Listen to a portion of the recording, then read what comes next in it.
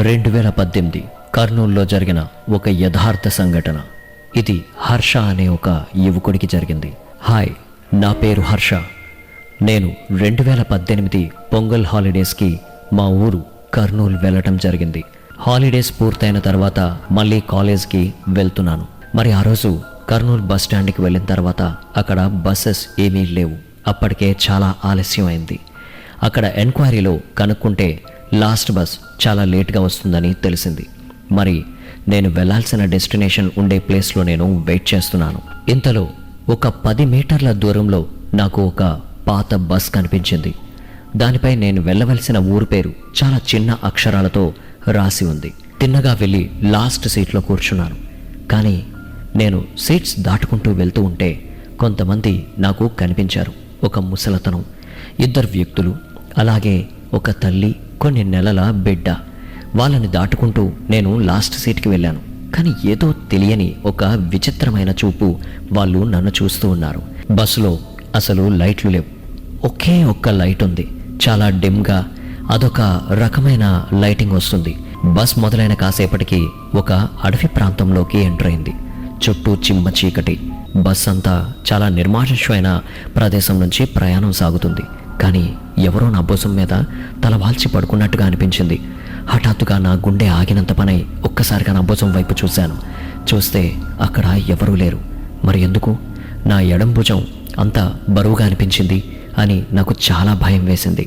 ఈ అడవి మధ్యలో ఒక చోట బస్ ఆగింది.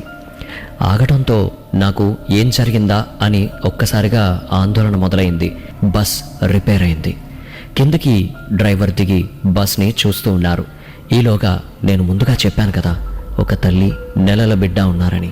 ఆ తల్లి ఆ నెలల బిడ్డని పీక్కొని తింటుంది. నోట్లో మాంసాన్ని పీక్కుంటూ రక్తం నేలన పడుతూ ఉంటే అది చాలా ఇబ్బందికరంగా, చాలా భయంకరంగా, నాకు ఏం చూస్తున్నానో కూడా తెలియని ఒక భ్రమలో ఉన్నాను. నాకైతే అర్థమైంది, నేను ఉన్నది మామూలు బస్సులో కాదు, ఏదో ప్రమాదకరమైన, భయంకరమైన సంఘటనలను చోటు చేసుకున్న ఒక బస్సులో ఉన్నానని నాకు అర్థమైంది.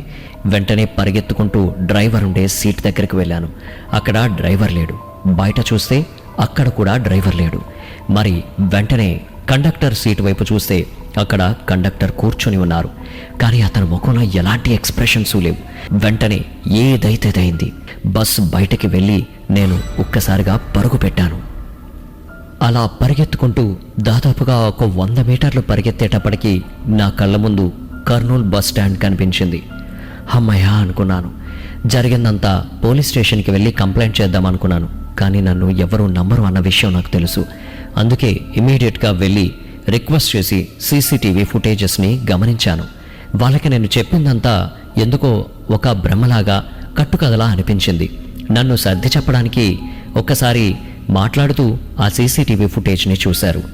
చూసిన తర్వాత వాళ్ళకు ఒకటి అర్థమైంది, బస్ వరకు వెళ్ళటం నిజమే, అక్కడ బస్ మాత్రం లేదు. మరి వాళ్ళందరూ కలిసి నువ్వు ఏదో భ్రమపడ్డావు అని చెప్పి నన్ను కన్విన్స్ చేశారు.